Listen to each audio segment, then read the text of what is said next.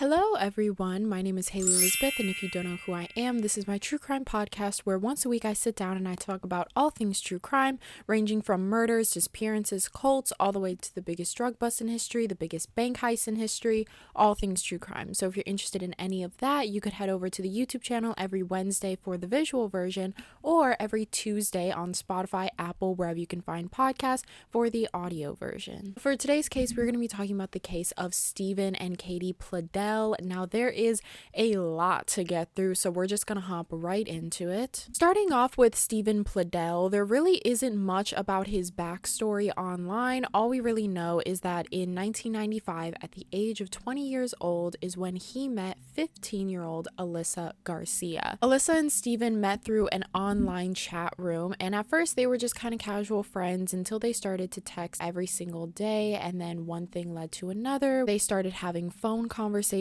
with each other every night, and then later on the couple would then date and furthermore confess their love to one another. Now Alyssa's parents obviously did not like this relationship because Steven was 20 and Alyssa was only 15. She was like a sophomore in high school, barely starting her life. But since Alyssa was so young, she wasn't really old enough to see all of the abuse, all of the grooming, all of the manipulation that Steven was putting onto her, because Steven knew that there was a problem with their relationship because he never ever spoke to Alyssa's family. He never told anyone about his relationship with Alyssa. He kept it very secret, and there was actually a couple of times where Steven would fly out from his home in New York all the way to San Antonio where Alyssa was, just to meet up with her in secret and even have sexual relations with her. And so as Alyssa and Steven's relationship pursued, it just got way too out of hand, to the point where Alyssa felt that she was deeply, deeply in love with Steven and she would do anything for Steven, and that's exactly what she did. She ran away at the age of 15 away from her home in San Antonio, and she ran off to New York to live with Steven. In doing so, she cut off her entire family and all of her friends from San Antonio because none of her friends or family was approving of this relationship, thought that it was a really messed up situation, especially what Steven was doing to young Alyssa. But nonetheless, Alyssa did indeed move out to New York and lived with Steven, and then 2 years into their relationship in 1998 is when Alyssa grew pregnant with their first child at the age of 17 years old. And then on January 29th of 1998, that is when Alyssa would give birth to her and Steven's daughter named Denise Pladl. It wasn't until after Denise was born where Alyssa started to see some really big red flags with Steven. She said that prior to having Denise, Steven was very loving, he was very caring, he was very kind, they had a lot in common, he was funny, but then as soon as Denise was born, she started to see some really concerning traits along with Steven. Steven would then go on to frequently abuse Denise, and Alyssa would later speak to a news outlet saying, quote, "He would do things like cover her mouth when she would cry. He pinched her all over her body until she turned black and blue a couple of times. Eventually, he said he couldn't stand the screaming and crying anymore, so he started placing her into a cooler or an ice chest. Sometimes he would put a blanket in there to keep a crack open. Sometimes he would shut it and wouldn't let me go back to open it. He would make me wait a few minutes until I could go back, and I'd open the cooler and she'd just be gasping for air, drenched in sweat and bruises on her. I would scoop her up and shut the bedroom door so he couldn't bother me, and I would rock her back and forth and tell her how sorry I was for the life that she was having." And so at this point, Alyssa knew that this was not a safe environment for Denise to grow up in, and so she had to make a tough decision to either put Denise up for adoption or attempt at running away with Denise and leaving Steven. But as I said, Alyssa at this time is just a 17-year-old girl. Like, she's not even an adult yet. So even if she wanted to get a place of her own or even like rent out a motel room, she couldn't because she wasn't old enough to do so. And also, she had cut off all of her family and friends to be with Steven. She was in a whole different state where she knew absolutely no one. But Alyssa eventually had to come up with a decision, and when Denise was 8 months old, that's when she decided decided to put her up for adoption. It's when she put her up for adoption because Alyssa knew that Denise could not have a good life living with Steven. And so when she was put up for adoption, Denise was in fact adopted by a new family, Anthony and Kelly Fusco, and they renamed her Katie Rose Fusco. And so from this point on, I'm going to start referring to her as Katie rather than Denise, but just know like they're the same girl. As far as the Fusco family, Katie's adoptive family, the father, Anthony, he was an officer for the New York State Department of Corrections, and her mother, Kelly, was actually a secretary for the New York's Land Use Department. He raised Katie in a trailer park in Dover, New York, before later getting a house in the suburbs. And as for Katie's life, Katie went on to live a happy, healthy, normal life away from her biological family. She loved animals. She was actually vegetarian, and one of her favorite hobbies was to find stray cats and bring them into her home and basically just raise them back to health. She would bring them to the vet, and she was also super young when she was doing this, like 15, 16 years old. And so caring for something like a cat or healing a cat back to life, that is like a lot of work. That's something that you need to know or have a lot of knowledge about. And Katie loved doing it. She was also a hardcore feminist, and she would frequently wear like feminist t-shirts. She would attend a protest for women's rights. Katie was also extremely creative. Her passion in life was art. Art was something that she really, really wanted to do, and she even posted to her social media saying, quote, "A pen and something to draw on became a safe place for me. Ink became my weapon against rules and regulations. There wouldn't be a corner in a classroom or park that didn't have a secret little character living on it. Ask an artist why creating is important to them, and they won't ever stop giving out reasons. To be short, for me, a life without art is no life at all." So as you can tell from just that alone, Katie was a very smart girl, not only creative, but extremely intelligent, extremely mature for her age. She was very known in school as well for her artistic abilities. She also did comic strips for her school newspaper that she was very well known for. Katie also had really big dreams for herself to, pursue this life with art. And while she was in high school, she actually planned after her graduation that she was going to go to Dutchess Community College and then afterwards go to SUNY Purchase in New York City, majoring in digital advertising. Although on the outside, it seemed like Katie just had it all. She was a hardcore feminist. She stood up for what she believed in. She was smart. She was funny. She was creative.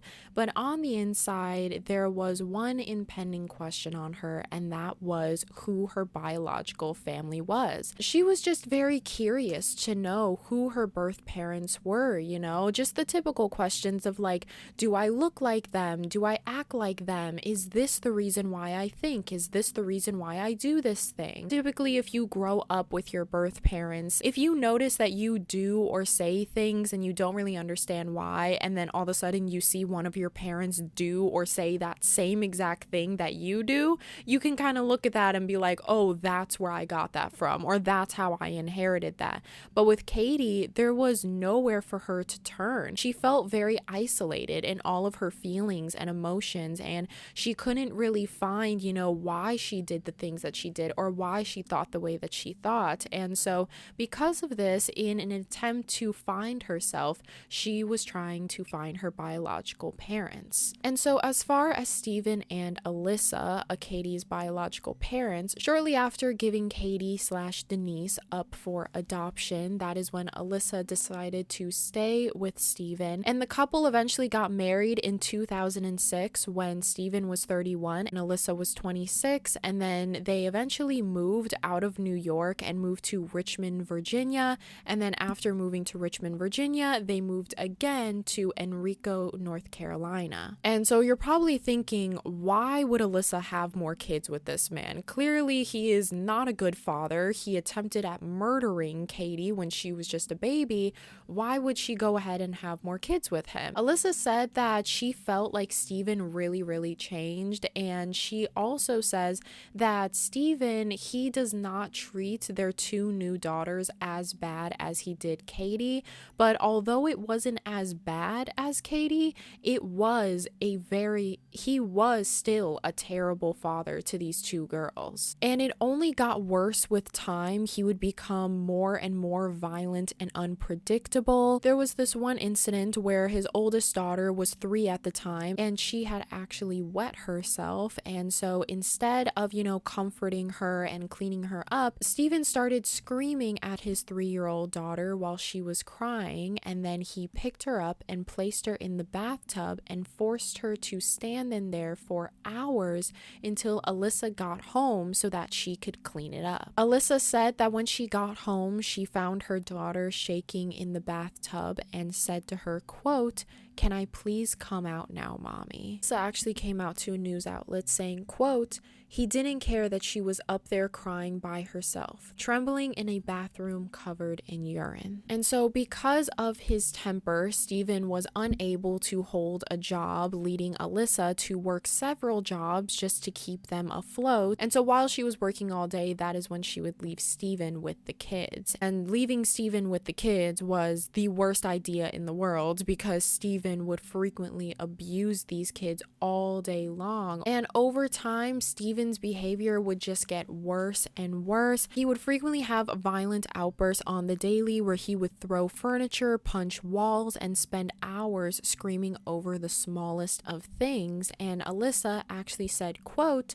"I was always on eggshells. Whatever his mood was, everybody knew. And that mood was often not happy. A lot of yelling, a lot of things smashed in front of the house and in front of our kids." And it also didn't help that Steven was a very big fan of guns, and he actually owned around 4 or 5 different guns. And there was also another incident that Alyssa had told a news outlet where this one time a neighbor's cat had actually wandered into Alyssa and Steven's garage, and Steven didn't like cats, and so instead of just picking up the cat and bringing it over to the neighbor's house, he instead decided to beat the cat to death with tools with his hands before throwing the cat into a garbage bag and just throwing it in the regular garbage can outside. He literally beat it to death with his own hands and maybe some tools, wrapped it up in a trash bag and put it into the garbage just because he didn't like cats. Alyssa's oldest daughter also had special needs, and frequently Steven would, to his daughter's face,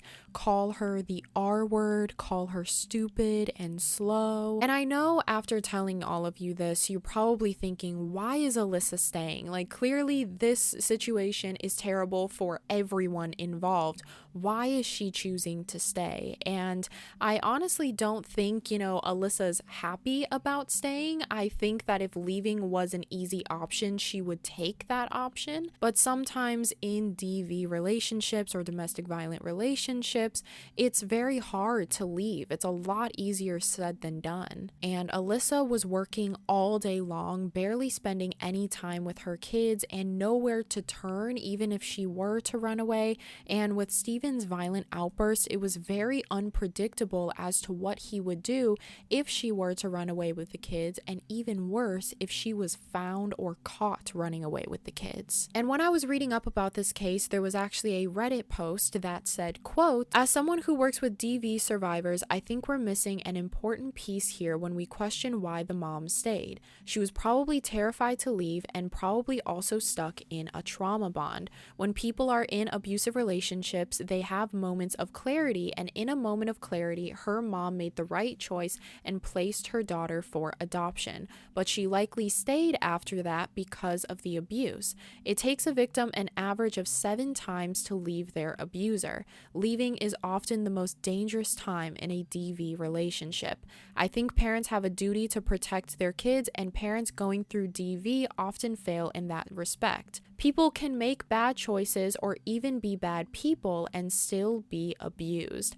I have empathy for her mom because she tried her best with the circumstances that she was in. So who knows what Alyssa was thinking or if she was even thinking at all, but at the end of the day, just because there are restrictions or different factors as to why she doesn't leave or why she can't leave, that doesn't make this, behavior acceptable. It doesn't make the abuse acceptable or that it gets a pass. At the end of the day, abuse is abuse, no matter who is the abuser, no matter who is getting abused, and leaving your kids all day long with your abuser and having your kids being traumatized the same way that Steven had traumatized Alyssa and continues to traumatize Alyssa, that is a terrible thing at the end of the day, no matter what angle you look at it. But in the same aspect, again, if leaving was an easy option, I don't doubt that Alyssa would leave. And then later down the road, that is when Alyssa and Steven's relationship just got worse and worse to the point where they weren't even sleeping in the same bed anymore.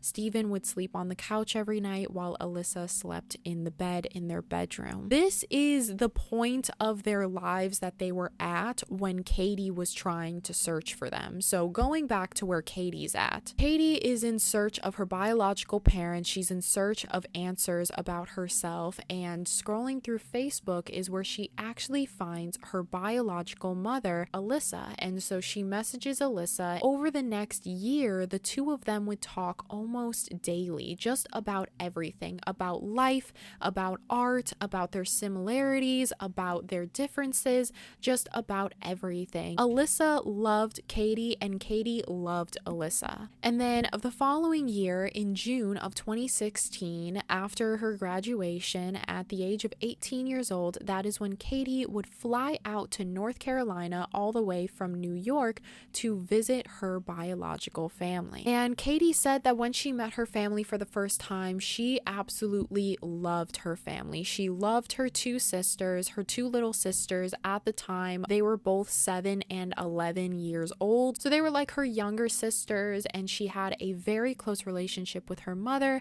She was starting to heal that relationship with her father, and it's still unsure as to why Katie chose this, but she actually made a pretty big decision to take a gap year from going to college, how she had that plan to go to the Dutchess Community College after high school. She decided to take a gap year and take that year in North Carolina, living with her biological family. Her adoptive parents and what they thought about this, her adoptive parents were not aware of any of the abuse going on in the household at this point. Those were all things that were done behind closed doors. Like, Katie would see some things sometimes, but she wasn't aware of the extent of it all. And neither did her adoptive family. And so when her adoptive family heard that she wanted to take a gap year in North Carolina, they just kind of thought, Katie's 18 years old, she's an adult, she can make her own decisions, and we know that she's smart, she's responsible, she's mature,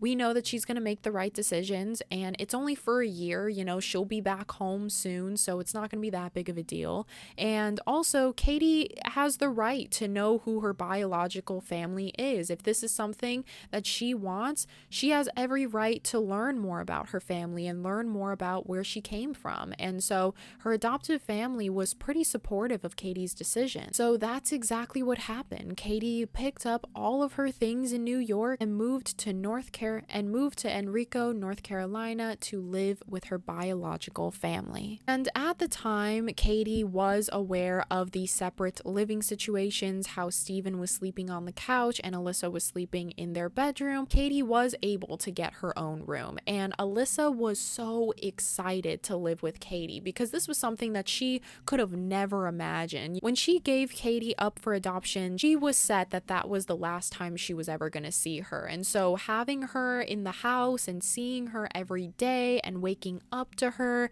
and talking to her every day, like, this was just a dream come true for Alyssa. But since Alyssa did work all day, she didn't really spend much time with Katie as much as she would like. And since Katie, this was her moving to a different state, she didn't really have a job or a school to go to just yet. She would stay at home all day long with her biological father, Steve, Steven and her 2 younger sisters. And at first, Alyssa saw this relationship as very wholesome. You know, Katie and Steven are just trying to make up for lost time. They're creating this father-daughter bond that they never had before. They're just becoming extremely close with one another. But that wasn't until Alyssa started to see some very questionable behavior that kind of treaded the line between, you know, father-daughter relationship. Alyssa noticed that shortly after Katie got there, Steven, prior to, you know, Katie moving in, he looked like a typical dad. He had this like huge beard. He wore this like dad fit, you know, the cargo pants with the t-shirt. He wore like those dad sunglasses. He just looked like a typical guy. But shortly after Katie moved in, Alyssa noticed that Steven completely changed his style. He shaved off his beard. He let his hair grow out long. He started wearing different clothes like tight t-shirts and tight jeans, trying to look younger essentially. And 6 weeks after Katie moved in, that's when Alyssa started to notice that Steven was no longer sleeping on the couch. He was now sleeping on the floor of Katie's bedroom. And this made Alyssa very uncomfortable. And so she let Katie know, like, I'd be careful around Steven because I don't want you to forget that this is the same guy that almost attempted at murdering you as a baby. So I just want to make sure you know about all of that. She just kind of shrugged it off and was like, oh, that's, you know, that's in the past. Steven is a changed man. He would never ever do anything to hurt me. I trust him. And so from that response, you can definitely tell that Katie is being manipulated and groomed by Steven the same way that Steven manipulated and groomed Alyssa when she was 15 years old. Although Katie was aware of Steven's abusive past and his violent outburst, she saw past all of that and she started to believe that she was truly in love with Steven. Also, Alyssa was gone at work all day long, so who knows what was being said and done when she was at work. Steven could easily switch the narrative. He could easily say, Alyssa is actually the one that's super abusive. Alyssa is the one that abuses the children and she's always doing this and she's always doing that and she's this terrible person. And of course, Katie is going to believe whatever Steven says because she's being groomed by this man. What's even creepier is that when you look at old photos of Alyssa when she was younger and the photos of Katie as a current 18-year-old, both of them look very, very similar. And so one day, Alyssa just said enough is enough and she went up to Steven and she confronted Steven about sleeping on Katie's floor and asked him, you know, what's going on? I don't like what's happening. And this sparked up a huge argument between not just Steven and Alyssa, but Katie as well. Katie was getting involved in this argument and she was sticking up for Steven. And at the end of this argument, it ended with Steven and Katie storming out of the house and driving away. And then in November of 2016, 3 months after this major argument, that is when Alyssa finally got up the courage to leave Steven. She packed up all of her things, she took her 2 daughters, and she left and filed for divorce. And so when she left, that led Steven and Katie all of their alone time and the whole house to themselves. And so Steven and Katie, shortly after Alyssa left, began to just live with one another like a typical couple. And since Steven still had like custody over his 2 daughters, his 2 daughters would come over to the house on the weekends. And one day Alyssa was cleaning up her oldest daughter's room. Her daughter at this point was 11 years old. She's cleaning up her room and she sees her daughter's journal. And for some reason, Alyssa just has this gut feeling that she needs to open it. She opens up the journal, and when she goes to this one entry, as Alyssa was reading her 11-year-old's diary, it said that her father, Steven, was not just making her and her little 7-year-old sister revert to Katie as their stepmom and not their big sister, but also Katie was pregnant with Steven's child. And so there is a photo that attaches to this, but since it's written by an 11-year-old, the handwriting is a little bit hard to read, but there is one entry where it says, quote, "She is pregnant and gained weight, and my dad calls her baby also his baby. Did he make her pregnant? My dad even says that she's my stepmom. WTF? He doesn't even want me to call her sister anymore. Katie is my sister. She's probably his wife now, but in nature, she's only my sister. Does she see me as a daughter or a sister? Katie now tells me sometimes to, quote, get the F up. And so after Alyssa reads this, she is just in complete shock because, like, this isn't even a stepdad-stepdaughter situation. This is biological, 100% related. And now he has a child with her. And so immediately after learning this information, Alyssa calls Steven. And Alyssa to this conversation says, quote, I called him and I said, so there was something in this journal that I should be concerned about. I said, is Katie pregnant with your baby? He said, I thought you already knew. I just tore into him. I was screaming. I said, is this why you've been trying to rush our divorce? Are you trying to marry her? And he said yes. He said that his mother knew. He said Katie's adoptive parents knew and that they didn't like it at first, but they've all come to accept it. After hearing this information, that is when Alyssa hangs up the phone and immediately calls the police. On May 31st of 2017, that is when the police had opened up an investigation on Steven and Katie and began by interviewing the two young girls. The sisters told the police that Katie and Steven did sleep in the same bed. Katie was pregnant with their father's child, and they also, all four of them, sat down and had a conversation where their dad told them to stop calling Katie big sister and instead start calling her mom. And on top of all of that, Steven had told the girls to make sure to keep this relationship a secret or else people at school were going to make fun of them. No arrests were made immediately, but shortly after the investigation opened, Steven and Katie moved from their home in Enrico, North Carolina to Knightsdale, North Carolina, where they got their own place together and just openly started living with each other as a couple. They would hold hands in public, they would kiss in public. They were very just not shy of their relationship. July 20th of 2017, that is when Katie had posted to her Instagram and her Facebook saying that she just tied the knot with her biological father. The couple had gotten married, and in these wedding photos, you can see Katie's 8-month pregnant stomach, and her wedding was held at a venue in Parkton, Maryland. And so you're probably thinking, how did they exactly get married? Isn't this incest? Incest is illegal. Well, Katie and Steven actually lied on their marriage forms so that they could get married. Even crazier, at this wedding and in the wedding photos, you can see Katie and Steven posing with Steven's mom and Katie's adoptive parents. They were all in attendance to this wedding and no one thought that it was wrong. And mind you, everyone in that room was well aware that Katie and Steven were biologically related. They knew that they were together. They knew that they were married. They knew that Katie's child was also Steven's child, yet no one stepped in and said that this is wrong. Kelly, if you remember, was Katie's biological mother. Kelly's brother actually came out and said that Katie's adoptive parents were aware of everything, but they knew that there was nothing they could do or say about it because if they tried to separate the two of them, they would find a way to be with each other, and so all they can really do is accept it and be supportive of Katie.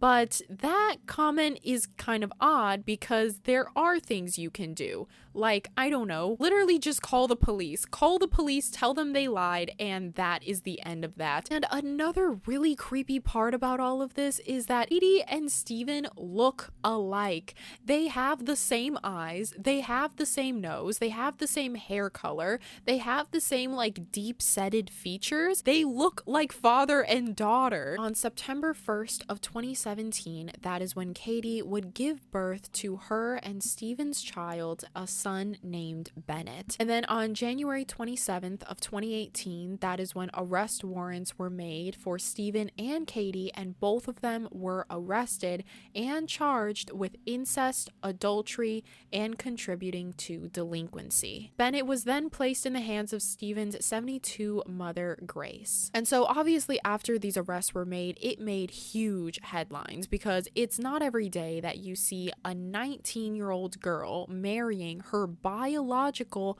42-year-old father, and then furthermore moving in with him, and then furthermore having a child with him. So because of all of the public backlash against Steven, that is when Steven decided to hire a lawyer for more just damage control, and then his lawyer came out and said, quote, "This case is an 18-year-old girl who shows up at the doorstep of a 40-year-old man who's going through difficult times with his wife. They have a bond because they are biologically related, but they never knew each other before they had a sexual relationship. He was head over heels in love with her, so much so that he had outweighed the issue of them being biologically related." I'm sorry, the issue?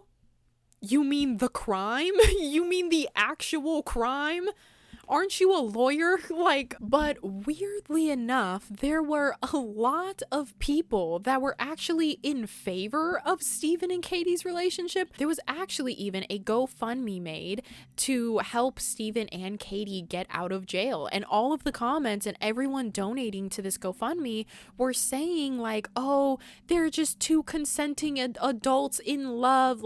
Who cares if they're biologically related? They used to do it back in the day. Just all these people so detached from reality. Then with the help of their GoFundMe, Steven and Katie were released out on bail, but there was a court order that prevented the two from seeing each other. And so that means Katie had to move back home to New York. But as for Steven, he was actually barred from North Carolina, so he could not live in North Carolina. So while awaiting trial, he was living in a hotel room in Virginia, but for some reason North Carolina had lifted his restrictions from coming to North Carolina. And so when that happened, he moved back to his regular house in North Carolina, and it just so happened to be down the street from his mother. And his mother was currently in custody of Bennett, his son. And so although there was restrictions from him seeing Katie, there was no restrictions of him seeing Bennett. And furthermore, even taking Bennett. And that's exactly what he did. On April 11th, 2018, at around 7 p.m., that is when Steven would call his mother Grace and told her that he was on his way to pick up Bennett because him and Bennett were going to drive to New York City to bring him to Katie so that Katie can take care of him while both of them were awaiting trial. But unfortunately, Steven wouldn't take Bennett to New York to see Katie because earlier that day, Katie had actually called Steven and told him that she wanted a divorce. She says that she's come to her senses and she realizes that this relationship is not going to work. No matter how much they try, this relationship is taking too much from her. She feels like she's doing a lot more fighting for the relationship than she is enjoying the relationship, and it's just not healthy for her. She wants to go back to school. She wants to do art again. She wants to do digital advertising, and she just wants her life back while she's still so young to enjoy it. It kind of seemed like Katie, when given distance from Steven, because since Steven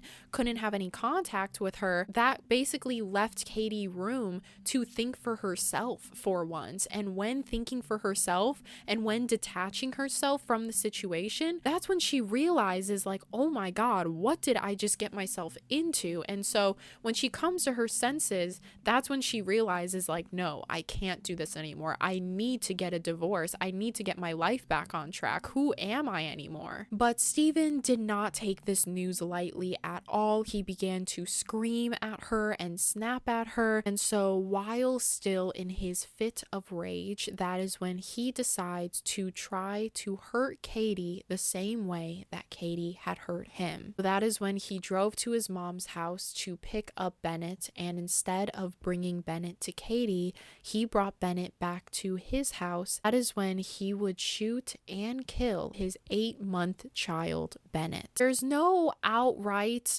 source saying that Bennett was shot, because since Bennett is obviously a minor, a lot of those medical records are not to the public, but a lot of articles and other things allude to Bennett being shot. After he had shot Bennett to death, he shoved his body into a closet. After shoving Bennett's dead body into a closet, he got in his car and drove all night long, over 600 miles, all the way to New York to see Katie. And he got to Katie's house and he parked across the street. There was a liquor store, so he just parked in the parking lot of that liquor store and watched her house. Then on Thursday of April 12th, since he had been driving all night, it's now the next day. That is when Steven sees Anthony and Katie leave the house to go to Katie's grandmother's house. And this was a routine that Steven knew that they had. Every Tuesday and Thursday,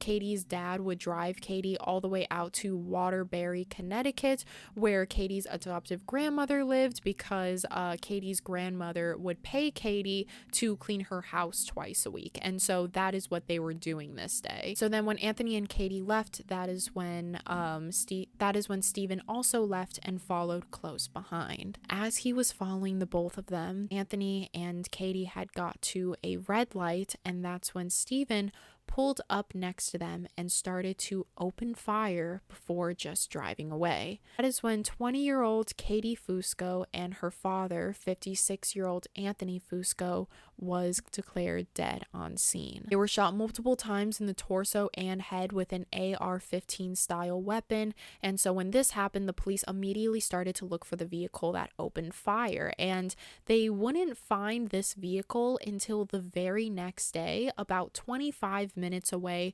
from where the shooting had happened. The car was found in Dover, New York, but unfortunately inside of the car was the dead body of Steven Pladl. Had died due to a self-inflicted gunshot wound to the head, and they didn't find Steven's body until the next day after the shooting around 9:15 a.m.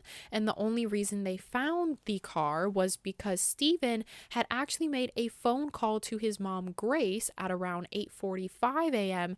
basically just confessing to everything. He said that he killed Anthony, he killed his son, he killed Katie, and now he plans to kill himself. And so when Grace, his mom, hears this, she immediately calls the police. And so when she calls the police act very quickly to try to find Steven, to try to see where he's at, to make sure that he doesn't hurt anyone else.